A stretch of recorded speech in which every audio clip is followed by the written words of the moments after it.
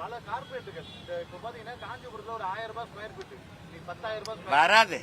வர்றதுன்னா அதை வச்சு வியாபாரம் நடக்குது. அது நடக்க அது இப்ப தெரிஞ்சுக்கிச்சுல உங்களுக்கு எதுக்காக இங்க விண்ணூர்தி நிலையம் வருதுன்னு, எதுக்காக வருதுன்ட்டு. நமக்கு இருக்கிறது 1301 ஏக்கர்ல மீனம்பாக்கத்துல ஏர்போர்ட். உலக நாடுகள்ல 680, 861, 877 இந்த ஏக்கர்கள்ல தான் இருக்கு உலக நாடுகள்லயே. அதுல இதை விட அதிகமான பயணிகள் பயணிச்சு போறான் வரான். உங்களுக்கு புரியுதுல. நமக்கு 428 வண்டி தான் ஏறி இறங்குது, அவனுக்கு 967 வண்டி இறங்கி ஏறுது. நம்மளை விட அவனுக்கு நம்மளோட நிலப்பரப்பு கம்மி. ஆனா நீ இது முதலாளிகளின் லாப தேவைக்கு இப்ப சென்னை மீனம்பாக்கம் விண்ணூர்தி நிலையத்தில் ஒரே ஒரு முதலாளி வண்டி தான் ஓடுது, இண்டிகோ.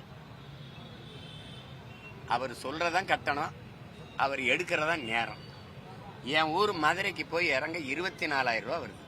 திருப்பி மதுரையிலிருந்து சென்னைக்கு வர 24,000 ரூபாய் வருது. ஒரு தடவை பயணத்திற்கு நான் 50,000 6 லட்சம் செலவு பண்றேன். எப்படி?